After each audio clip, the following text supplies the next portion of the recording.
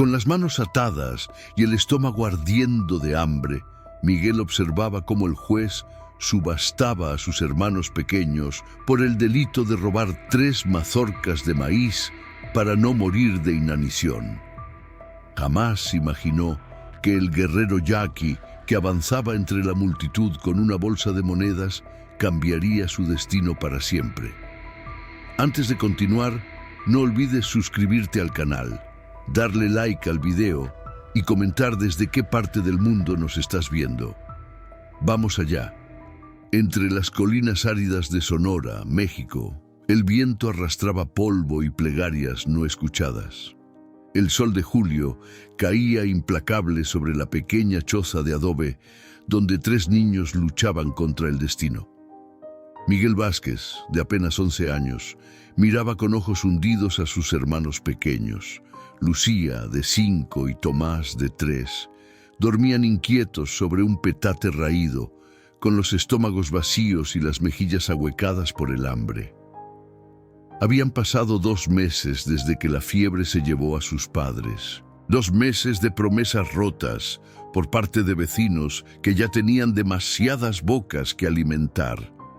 2 meses de buscar trabajo que no existía, de recoger nopales y cazar lagartijas que ya no bastaban para mantener la vida en aquellos cuerpos pequeños. Miguel pasó los dedos callosos por su cabello negro y revuelto.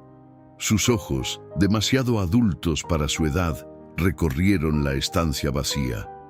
No quedaba nada que vender, nada que intercambiar. Solo el medallón de plata de su madre que guardaba como último tesoro, pero que había jurado no entregar jamás.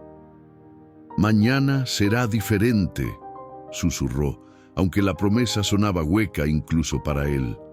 Afuera, la hacienda de don Sebastián Montero se extendía como un recordatorio cruel de la abundancia que nunca los alcanzaría. Los campos de maíz ondeaban verdes y prometedores, custodiados por hombres con rifles y perros entrenados para detectar a los hambrientos desesperados. Miguel había intentado conseguir trabajo allí 3 veces. En la primera ocasión, el capataz lo había mirado de arriba a abajo antes de soltar una carcajada seca. «¿Qué vamos a hacer con un escuincle flaco como tú? Ni para espantar pájaros sirves». La segunda vez había recibido un empujón que lo mandó al suelo. La tercera ni siquiera lo dejaron hablar. Pero esa noche, mientras Tomás gemía en sueños pidiendo comida, algo se quebró dentro de Miguel. No era valentía ni rebeldía. Era ese instinto primitivo que surge cuando la muerte acecha demasiado cerca de los que amas. Se levantó con determinación silenciosa, besó las frentes de sus hermanos y salió a la noche sin luna.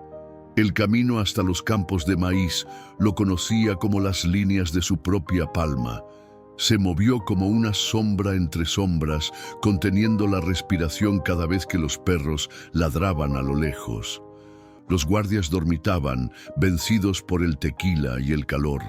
Miguel se deslizó entre las plantas altas, seleccionando con cuidado 3 mazorcas grandes, solo 3. Lo suficiente para que sus hermanos pudieran comer mañana, pero no tanto como para que su ausencia fuera notada. El regreso fue más difícil. El peso de las mazorcas bajo su camisa, el miedo pulsando en su garganta, el crujido traicionero de cada rama bajo sus pies descalzos. Cuando estaba a punto de alcanzar el camino principal, una linterna iluminó su rostro. «Ladrón, agarren al mocoso». Miguel corrió como nunca antes. Sus pulmones ardían, sus piernas protestaban, pero el pensamiento de Lucía y Tomás, despertando sin él, le daba una fuerza sobrehumana. Casi lo logra, casi. Una mano grande como una tenaza se cerró sobre su hombro, lanzándolo contra el suelo polvoriento. Las mazorcas rodaron, revelando su delito bajo la luz implacable de las antorchas. «Robando a don Sebastián. Vas a aprender lo que les pasa a los ladrones en San Miguel de Allende, chamaco infeliz». Miguel no lloró cuando lo ataron. Solo miró hacia la pequeña choza donde dormían los dos pedazos de su corazón, preguntándose quién los despertaría mañana. El amanecer encontró a Miguel encerrado en el calabozo del pueblo, un cuarto oscuro y húmedo bajo la casa del alcalde. Sus manos, atadas con cuerdas ásperas, habían dejado de sangrar, pero el dolor palpitaba como un recordatorio constante de su situación. No era el sufrimiento físico lo que lo atormentaba, sino la imagen de Lucía y Tomás despertando solos, llamándolo con voces cada vez más desesperadas. Afuera, el pueblo ya bullía con los rumores. El hijo de los Vázquez, ese huérfano flaco, robó maíz de don Sebastián. La noticia corría de boca en boca, transformándose como el agua que cambia de forma según el recipiente que la contiene. Para algunos, era la historia de un muchachito hambriento tratando de alimentar a sus hermanos. Para otros, la prueba de que la mala semilla siempre germina como su padre, ese borracho que nunca pagaba sus deudas. Doña Carmen, una viuda que vivía cerca de la choza de los Vázquez, fue la primera en notar los llantos desconsolados. Encontró a los pequeños abrazados, temblando de miedo y hambre. «¿Dónde está Miguel?», preguntaba Lucía entre sollozos, mientras Tomás, demasiado pequeño para entender, solo repetía «hambre, hambre». Con un suspiro pesado, doña Carmen les dio un pedazo de tortilla vieja que llevaba en el bolsillo. No podía hacer más. Con 6 nietos a su cargo, apenas sobrevivía vendiendo tamales en la plaza. «Vuestro hermano está en problemas, criaturas. Venid conmigo». En la plaza principal, frente a la iglesia de piedra amarillenta, se había reunido una pequeña multitud. El alcalde, don Francisco Mendoza, un hombre rechoncho de bigote espeso y ojos pequeños como cuentas negras, presidía el improvisado tribunal. A su lado, don Sebastián Montero observaba con expresión severa, su sombrero de ala ancha proyectando una sombra sobre el rostro curtido por el sol. Miguel fue arrastrado hasta el centro de la plaza. Algunos murmullos de compasión se elevaron al ver el estado del muchacho, pero se apagaron rápidamente cuando don Sebastián dio un paso adelante. «Este ladrón», proclamó con voz resonante, «no solo robó de mis tierras, sino que desafió el orden que mantiene a nuestro pueblo en pie. Si dejamos que los huérfanos roben hoy, mañana nuestras propias familias no estarán seguras». El alcalde asintió gravemente. «La ley es clara, don Sebastián. El robo se paga con trabajo forzado o con dinero. Y como este chiquillo no tiene ni lo uno ni lo otro». En ese momento, doña Carmen llegó con Lucía y Tomás. Al ver a Miguel, los niños corrieron hacia él, esquivando las manos que intentaron detenerlos. La multitud se quedó en silencio cuando los 3 hermanos se abrazaron como si fueran un solo ser, como si la separación hubiera durado años en lugar de horas. «Miguel, tengo miedo», lloró Lucía. «Vuelve a casa», suplicó Tomás. Las palabras de los pequeños fueron como dagas en el corazón del muchacho. No podía hablar. Su garganta estaba cerrada por un nudo de dolor y vergüenza. Don Francisco se aclaró la garganta, incómodo pero decidido. Como no puede pagar su deuda, este joven trabajará en las tierras de don Sebastián hasta compensar lo robado. En cuanto a los pequeños, un murmullo recorrió la plaza. Todos sabían lo que venía a continuación.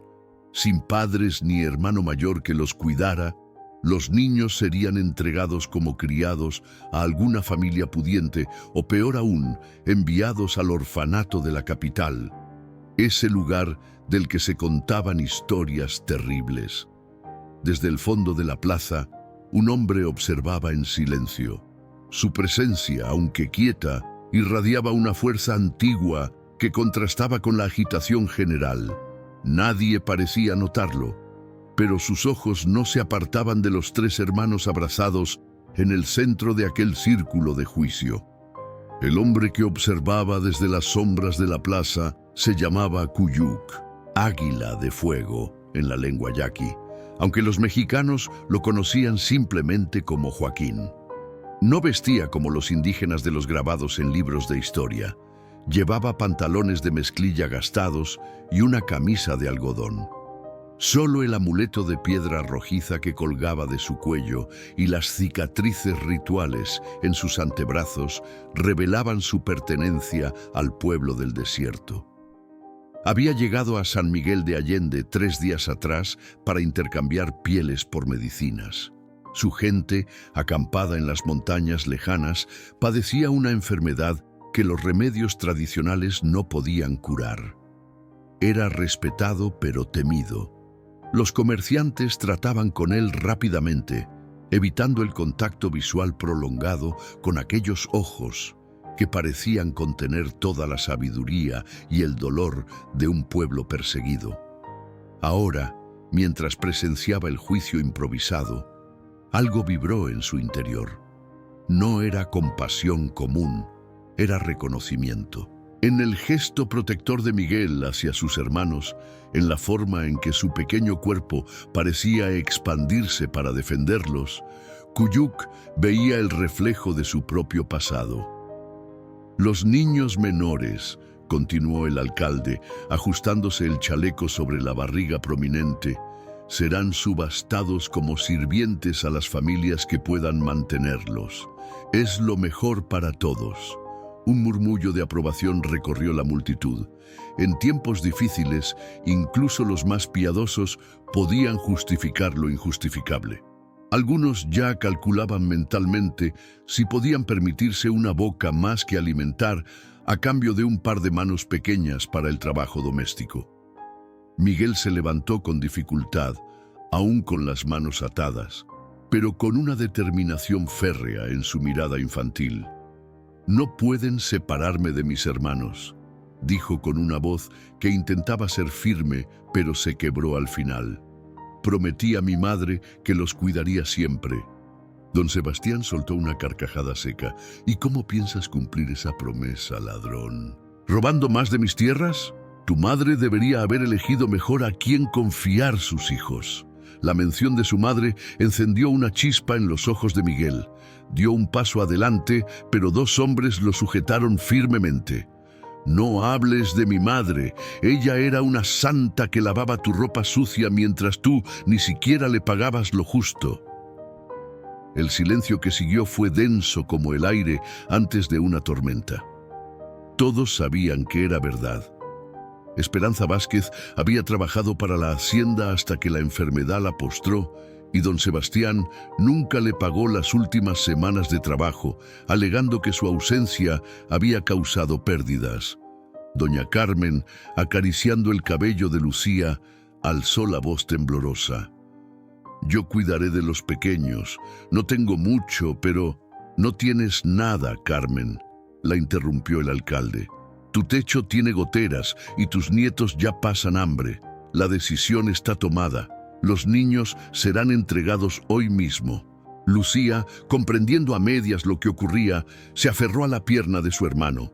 «No quiero irme, Miguel. Prometiste que estaríamos juntos».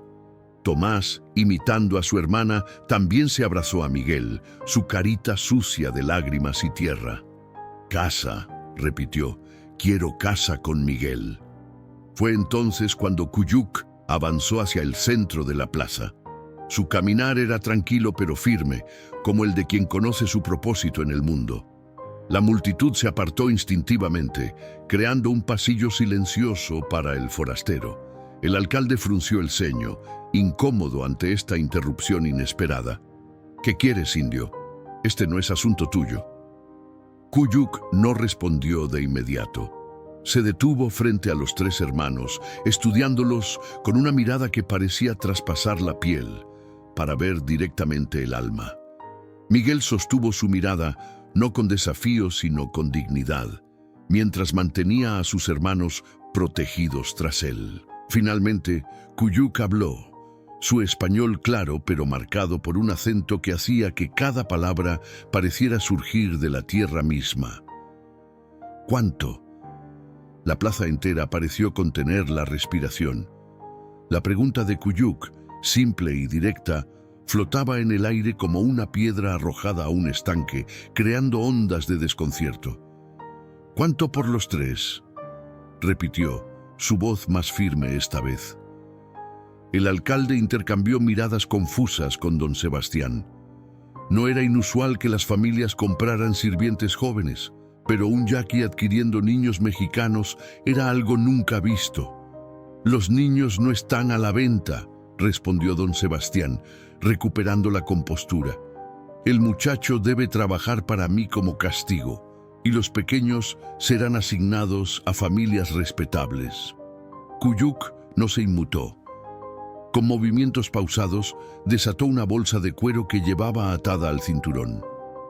El tintineo metálico que produjo al caer sobre la mesa del improvisado tribunal hizo que los ojos de todos se agrandaran. «Mis ahorros de 3 temporadas», dijo. «Plata por las medicinas que ya no necesitaré, oro por las pieles que iba a vender, todo por los 3». El alcalde abrió la bolsa con dedos ansiosos. Monedas antiguas, pepitas de oro sin pulir, incluso un pequeño reloj de plata que probablemente había pertenecido a algún oficial del ejército, brillaban bajo el sol inclemente. ¿Por qué? La pregunta salió de los labios de don Sebastián, genuinamente desconcertado. ¿Qué quiere un indio con 3 mocosos hambrientos? Cuyuc miró directamente a los ojos del hacendado. «Hace 15 inviernos, un hombre rico como usted vendió a mi esposa y a mi hija a los mineros del norte. Nunca las volví a ver». Su voz no tembló, pero algo en ella hizo que incluso los más duros bajaran la mirada. «No permitiré que estos niños sean separados». Miguel observaba el intercambio con una mezcla de miedo y esperanza. No sabía si este extraño de ojos profundos sería un salvador o un nuevo tipo de pesadilla, pero la alternativa era perder a sus hermanos para siempre. El alcalde contaba las monedas con avidez. «Es mucho más de lo que vale el maíz robado», murmuró. «Incluso suficiente para pagar por los 3 durante años». Don Sebastián no parecía convencido. «Estos niños son mexicanos, no salvajes. Deberían crecer entre cristianos, no entre paganos que bailan alrededor del fuego». Cuyuc sonrió levemente, sin humor. «Mi gente honra al mismo Dios, don Sebastián. Solo que nosotros no necesitamos una iglesia para encontrarlo». Hizo una pausa y añadió: «Además, estos niños ya conocen el hambre y el abandono entre cristianos». Un murmullo recorrió la plaza, algunos asintiendo con discreción. La verdad, como una semilla en terreno fértil, había encontrado lugar para germinar en algunas conciencias. El párroco del pueblo, que había observado todo en silencio, dio un paso adelante. «Don Francisco, si el dinero es más que suficiente, y si este hombre promete criar a los niños en la fe, quizás sea la voluntad de Dios que permanezcan juntos». El alcalde, que respetaba la opinión del religioso casi tanto como el peso del oro, asintió lentamente. «Pero deberán quedar bajo la tutela del padre Ignacio, visitas mensuales para asegurar su bienestar». «Aceptado», respondió Cuyuc, inclinando levemente la cabeza. Doña Carmen, que había permanecido junto a los pequeños, se acercó a Cuyuc. «Son buenos niños», susurró. «Cuídalos como si fueran tuyos». «Lo haré», prometió Cuyuc. Luego se dirigió a Miguel, que lo observaba aún incrédulo. «¿Vienes por voluntad, niño? La decisión es tuya». Miguel miró a sus hermanos, luego a doña Carmen, después al pueblo que no había podido protegerlos. Finalmente, con una madurez que opacaba su edad, extendió su mano atada hacia Cuyuc. «Vamos donde sea si podemos estar juntos». El sol comenzaba su descenso hacia las montañas cuando abandonaron San Miguel de Allende. Cuyuc caminaba adelante, guiando a un caballo pinto de paso tranquilo que llevaba las escasas pertenencias de los niños envueltas en una manta. Miguel avanzaba a su lado, con Tomás en brazos, y Lucía aferrada a su mano, lanzando miradas frecuentes hacia el único hogar que habían conocido. Nadie había salido a despedirlos. Solo doña Carmen, que les entregó 3 tortillas recién hechas y un puñado de flores silvestres para que Lucía no llorara. Para que no olviden que siempre hay algo hermoso, incluso en los días más tristes, había susurrado la anciana, escondiendo sus propias lágrimas. Durante las primeras horas, caminaron en silencio. Miguel observaba de reojo a su nuevo guardián, buscando señales de arrepentimiento o crueldad. Pero Kuyuk solo miraba al frente, ajustando ocasionalmente su paso para que los pequeños pudieran seguirlo sin agotarse. Cuando la noche comenzó a caer, se detuvieron junto a un arroyo rodeado de mezquites. Kuyuk encendió un fuego pequeño con la eficiencia de quien ha realizado esa tarea miles de veces. De su bolsa extrajo carne seca, tortillas y un puñado de moras silvestres. «Coman», dijo simplemente extendiendo la comida. Los niños devoraron los alimentos con la desesperación del hambre acumulada. Kuyuk no dijo nada, pero sus ojos reflejaban una tristeza antigua al observarlos. Cuando terminaron, Lucía, siempre la más valiente, rompió el silencio. «¿Ahora somos tuyos?», preguntó con esa sinceridad brutal de la infancia. Kuyuk negó con la cabeza. «Nadie pertenece a nadie, pequeña. Los compré para que fueran libres, no para que fueran míos». Miguel frunció el ceño, confundido. «Pero pagaste por nosotros. No somos tus sirvientes». Kuyuk tomó un palo y dibujó un círculo en la tierra. «En mi pueblo, los niños no son posesiones, son el centro del círculo de la vida». Trazó líneas que salían del círculo como rayos de sol. «Todos los adultos los protegen, todos los enseñan, todos los cuidan. Ahora yo soy parte de su círculo y ustedes del mío». Tomás, adormilado pero atento, señaló el amuleto que colgaba del cuello de Kuyuk. «¿Qué es?» «La piedra del fuego sagrado», respondió Kuyuk, permitiendo que el pequeño la tocara. «Nos recuerda que aunque el cuerpo muera, el espíritu continúa, como la llama que pasa de una antorcha a otra». Lucía arrugó la nariz. «Mamá decía que los indios son paganos, que no van al cielo». Kuyuk sonrió sin ofenderse. «Tu madre hablaba desde su verdad. Mi gente habla desde la nuestra. Ambas verdades pueden existir bajo el mismo cielo, como la luna y el sol».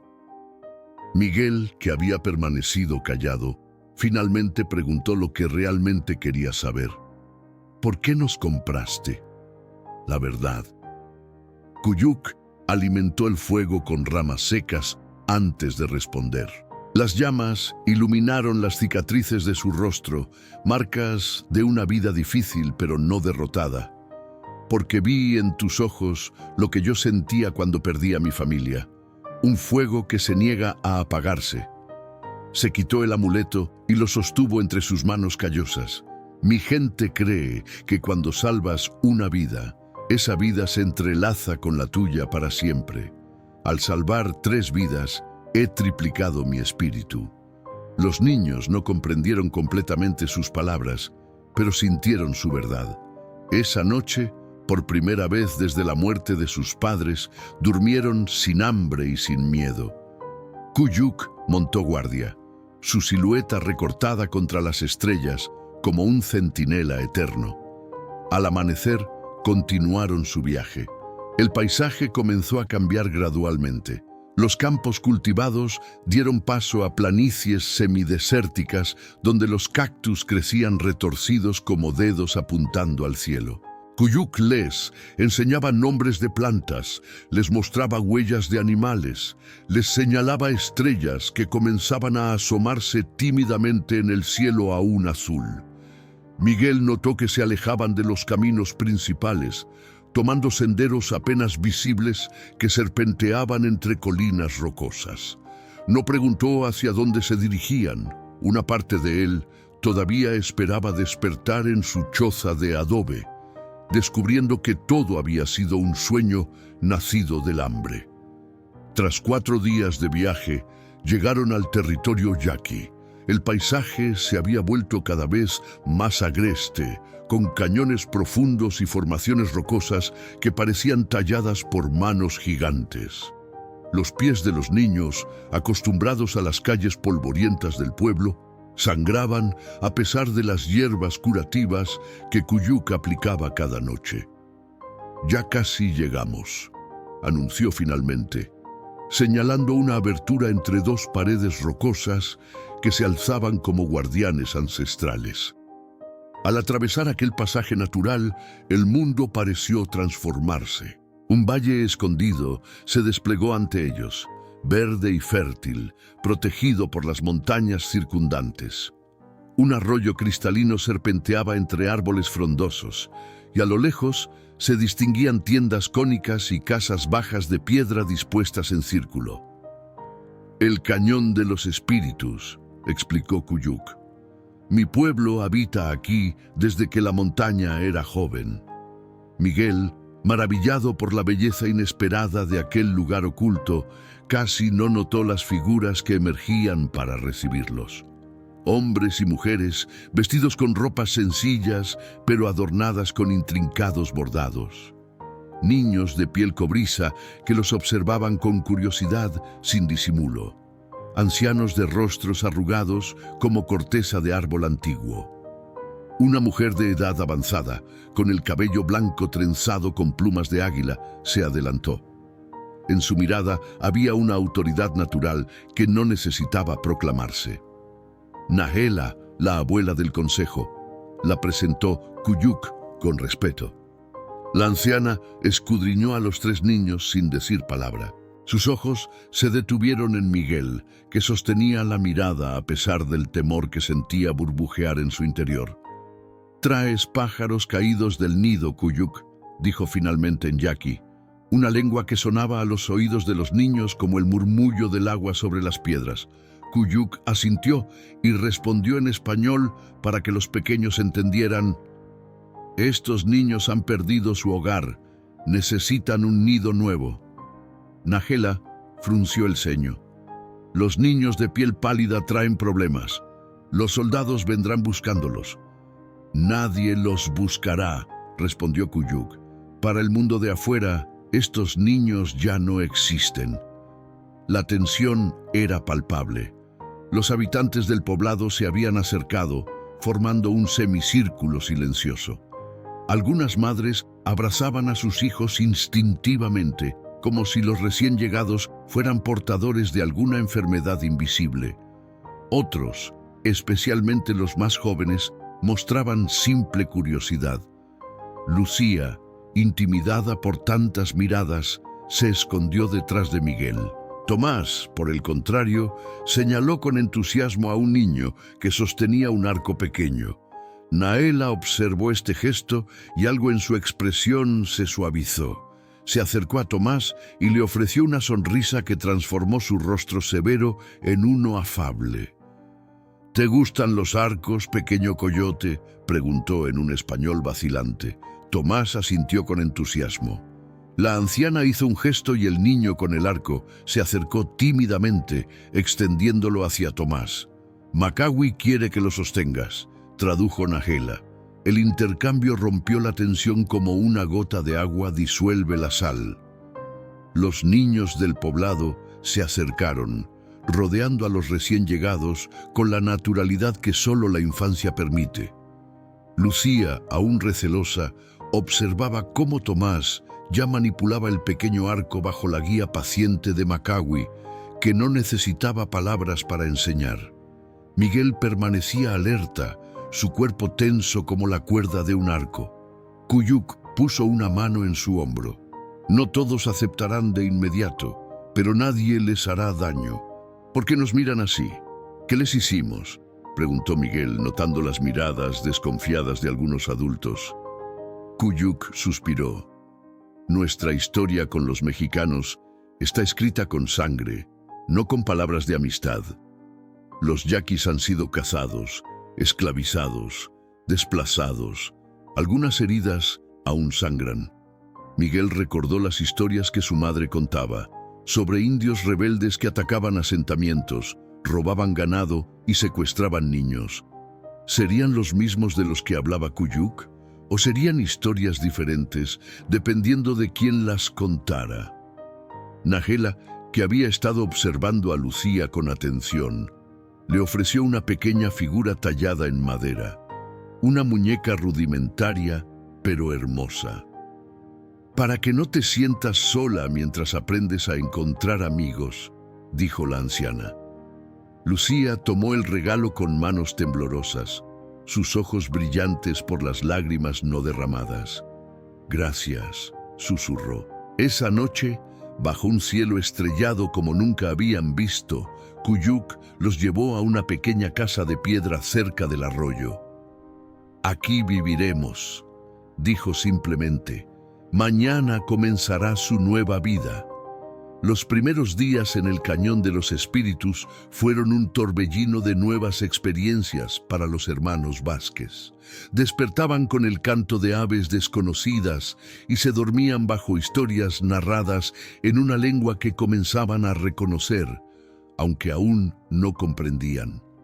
Miguel observaba todo con la intensidad de quien intenta memorizar un mapa para no perderse. Su mente registraba cada detalle, cómo las mujeres molían el maíz usando piedras pulidas por generaciones, cómo los hombres confeccionaban herramientas con materiales que para él antes carecían de valor, cómo los ancianos predecían la lluvia mirando el vuelo de los pájaros.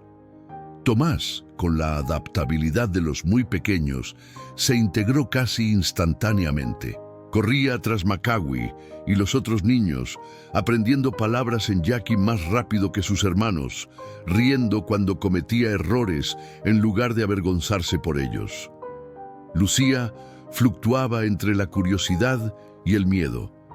Se aferraba a su muñeca de madera como a un trozo de su identidad anterior, pero sus ojos seguían con fascinación a las niñas que trenzaban juncos para hacer cestas y muñecas más elaboradas que la suya.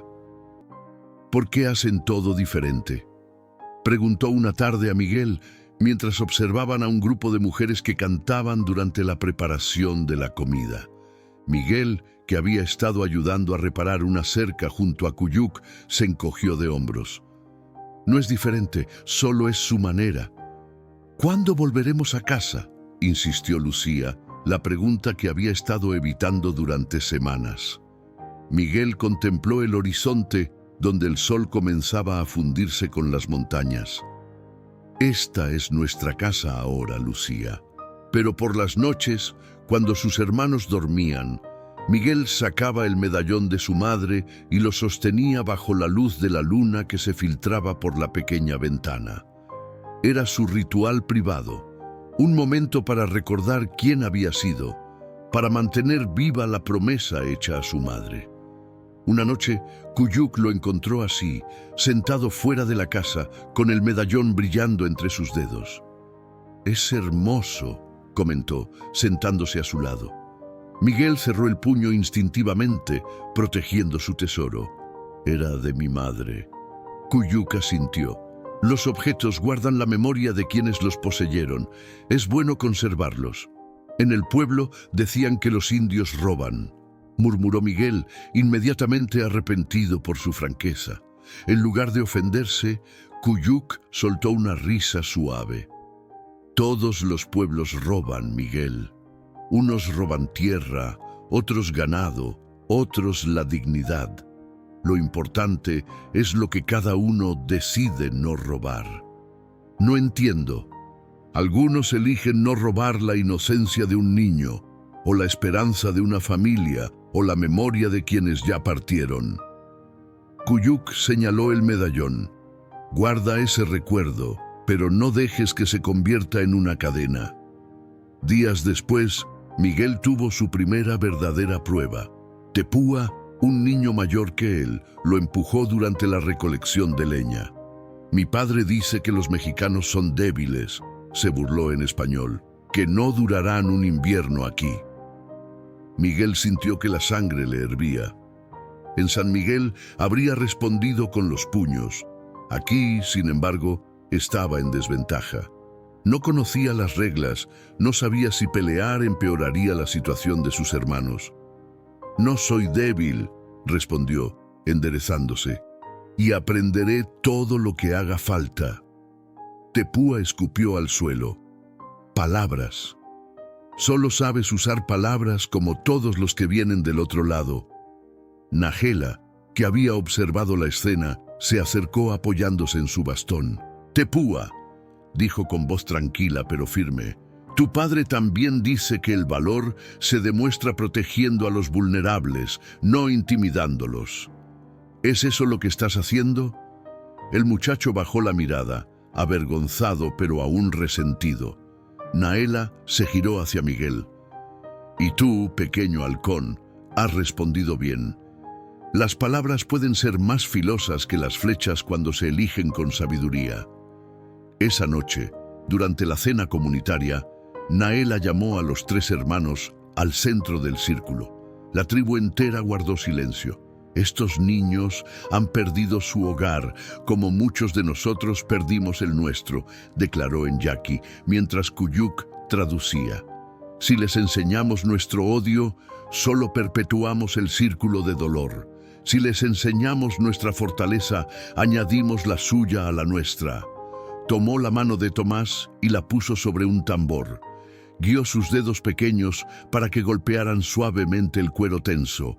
El sonido resonó en el silencio nocturno. «Así aprenden nuestros niños», continuó, «un latido a la vez, hasta que el ritmo de la tribu se convierte en el ritmo de su corazón».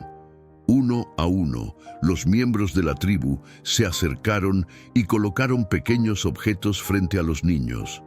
Una pluma de águila, una piedra pulida por el río, un brazalete de cuentas de semillas. No eran regalos lujosos, sino símbolos de aceptación. Los meses pasaron y las estaciones dibujaron su ciclo eterno sobre el cañón. El verano ardiente se dio paso a un otoño de colores ocres que pronto se transformó en un invierno moderado pero desafiante para quienes habían crecido en tierras más cálidas. Los hermanos Vázquez cambiaban, como la naturaleza a su alrededor. Miguel ya no era el niño asustado que había llegado al cañón. Sus brazos, antes delgados por el hambre, habían ganado fuerza. Su español se mezclaba con palabras yaquis que brotaban naturalmente de sus labios. Bajo la tutela de Kuyuk, había aprendido a rastrear animales, a predecir tormentas por el comportamiento de los insectos, a identificar plantas que curaban y plantas que mataban. Tomás, que apenas recordaba su vida anterior, corría con los niños yaquis como uno más. Su risa cristalina era reconocible entre todas, y a sus 4 años ya manejaba un pequeño arco con sorprendente destreza.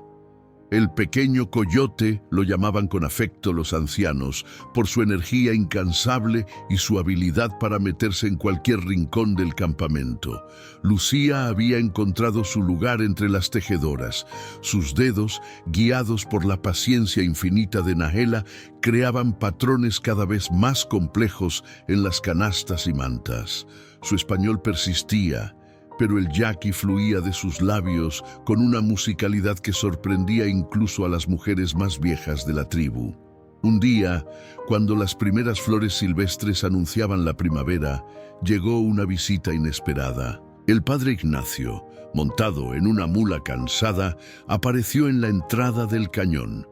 Kuyuk y 2 guerreros lo escoltaron hasta el centro del poblado, donde los niños jugaban bajo la vigilancia distante de las madres.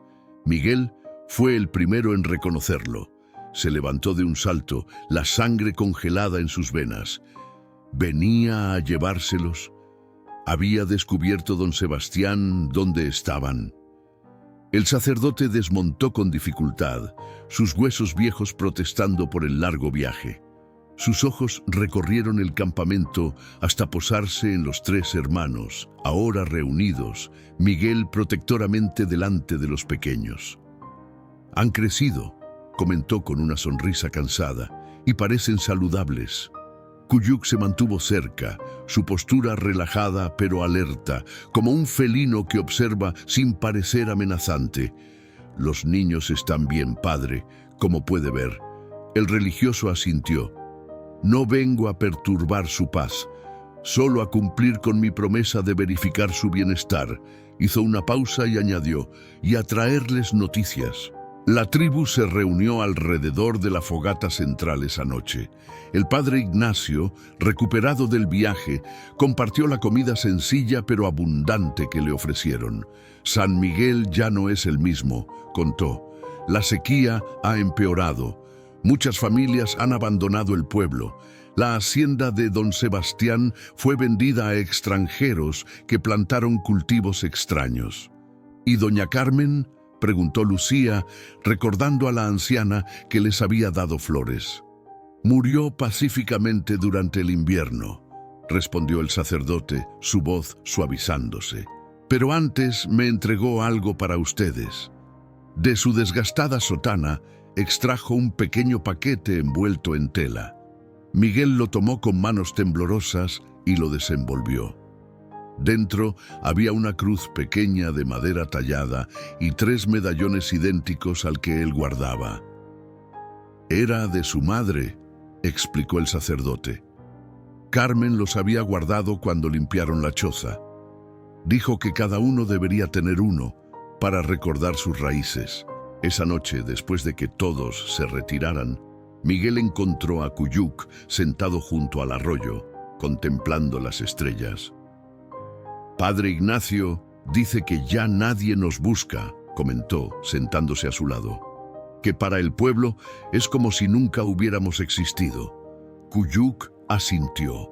¿Te entristece? Miguel reflexionó, pasando los dedos por el contorno del medallón. No, respondió finalmente, pero tampoco quiero olvidar de dónde venimos. Mamá solía decir que nuestras raíces son importantes. Las raíces dan estabilidad, concordó Cuyuc, pero las ramas crecen hacia donde el sol las llama. Tú puedes ser ambos, Miguel. Yaqui en tu corazón, mexicano en tu sangre. No tienes que elegir. 3 años habían transcurrido desde que Cuyuc llevara a los hermanos Vázquez al Cañón de los Espíritus. 3 años en los que la tribu había vivido en relativa paz, alejada de los conflictos que sacudían otras regiones. Pero el mundo exterior, como una tormenta lejana, se acercaba inexorablemente. Una mañana de verano, los centinelas dieron la alarma. Jinetes se aproximaban por el sendero principal, demasiados para ser comerciantes, demasiado organizados para ser viajeros perdidos. Cuyuc ordenó a los niños y ancianos que se ocultaran en las cuevas superiores del cañón, mientras los guerreros tomaban posiciones. Miguel, ahora de 14 años, se negó a esconderse. «No soy un niño», afirmó con determinación. «Puedo luchar a tu lado». Cuyuc lo miró con seriedad. «Tu lugar está con tus hermanos. Ellos te necesitan más que yo. Pero esta es mi casa también. Quiero defenderla». Cuyuc puso ambas manos sobre los hombros del muchacho, que ya casi igualaba su altura. «A veces, defender significa proteger lo más valioso. Para mí, ustedes son lo más valioso». A regañadientes, Miguel guió a Lucía y Tomás hacia las cuevas, junto con los demás niños de la tribu. Desde allí podían observar parcialmente lo que ocurría abajo. Un grupo de soldados y rurales, cerca de 20 hombres, había llegado a la entrada del valle. Un oficial se adelantó, enarbolando una bandera blanca. Cuyuc y 3 guerreros más avanzaron para encontrarse con ellos en terreno neutral. Las palabras no llegaban hasta la cueva, pero la tensión era palpable incluso a esa distancia. «¿Qué quieren?», susurró Lucía, ahora una niña de 8 años con trenzas adornadas con cuentas de colores. «Problemas», respondió Tepúa, que se había convertido en un aliado improbable con el paso del tiempo. «Siempre quieren lo mismo». La reunión abajo continuaba.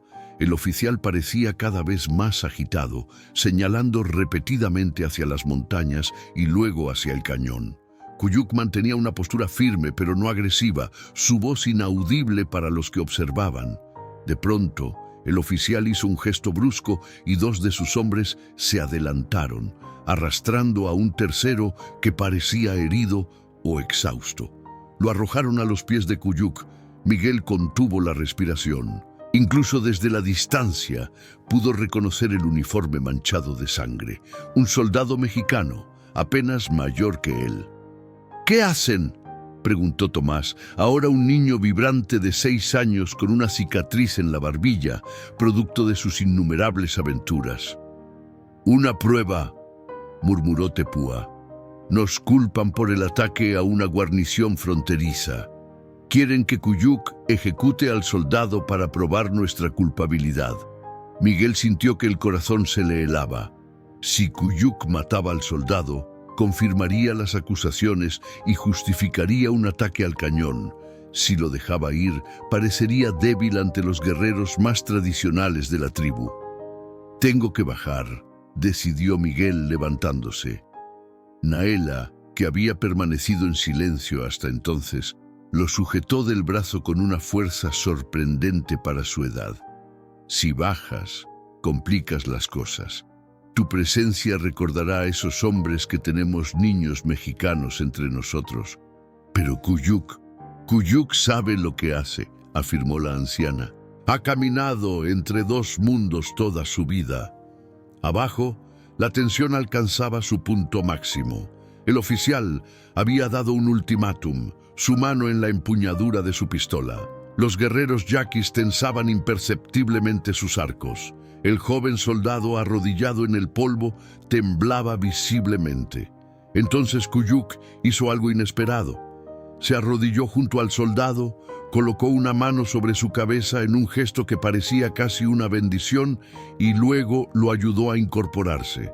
Con un movimiento fluido, lo posicionó detrás de él, protegiéndolo con su propio cuerpo.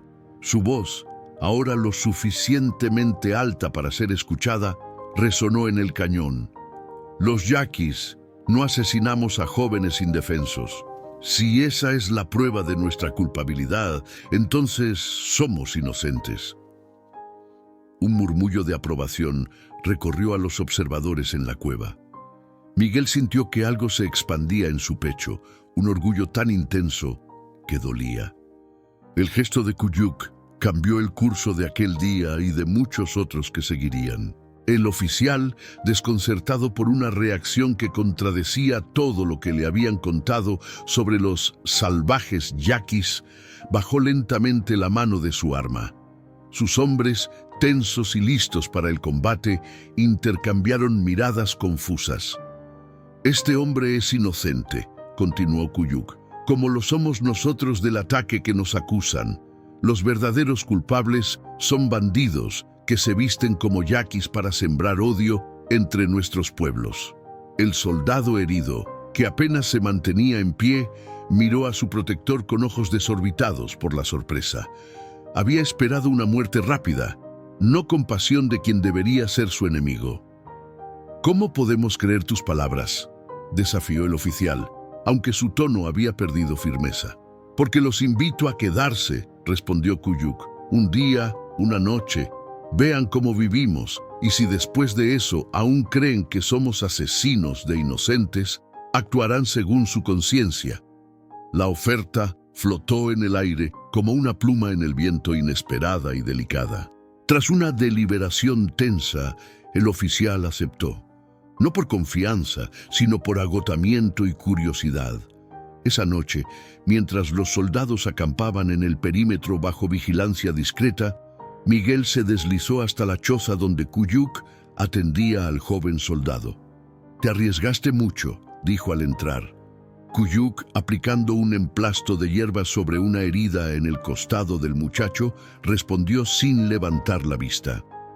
«A veces, mostrar misericordia es el mayor riesgo, pero también el mayor poder». Miguel observó al soldado que lo miraba con ojos febriles. «Tú eres mexicano», murmuró el herido con sorpresa.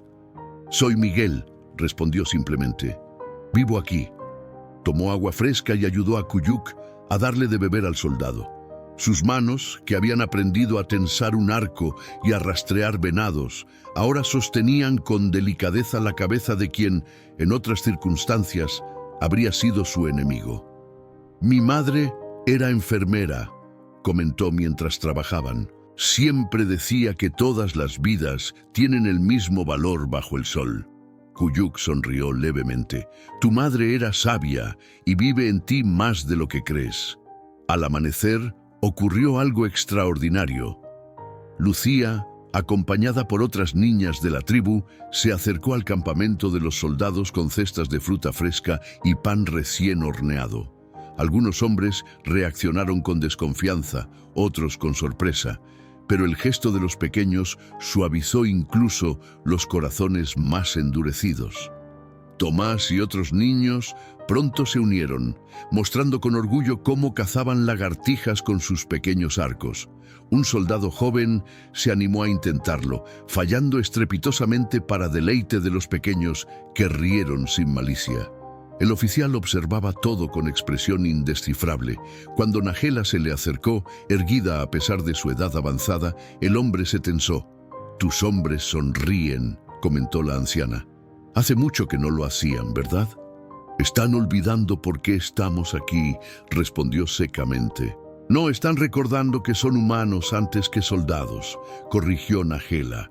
«Como tú recordarás que eres hombre antes que oficial». Por la tarde, Kuyuk organizó un consejo abierto donde los yaquis y los soldados pudieron hablar. El soldado herido, ya más recuperado, relató cómo su patrulla había sido emboscada por hombres que gritaban consignas en yaqui, pero que usaban tácticas militares que ninguna tribu emplearía. «Eran mercenarios», confirmó Kuyuk, «pagados para incitar una guerra que beneficiaría a quienes buscan estas tierras por sus minerales». Miguel, sentado entre ambos grupos, traducía cuando era necesario, tendiendo puentes con palabras donde antes solo había abismos de incomprensión. Al atardecer, cuando los soldados se preparaban para partir, el oficial se acercó a Kuyuk. Las palabras que intercambiaron fueron privadas, pero su apretón de manos fue visible para todos. Antes de montar, el oficial se detuvo junto a Miguel. «¿Nunca extrañas tu hogar, tú?», preguntó genuinamente curioso.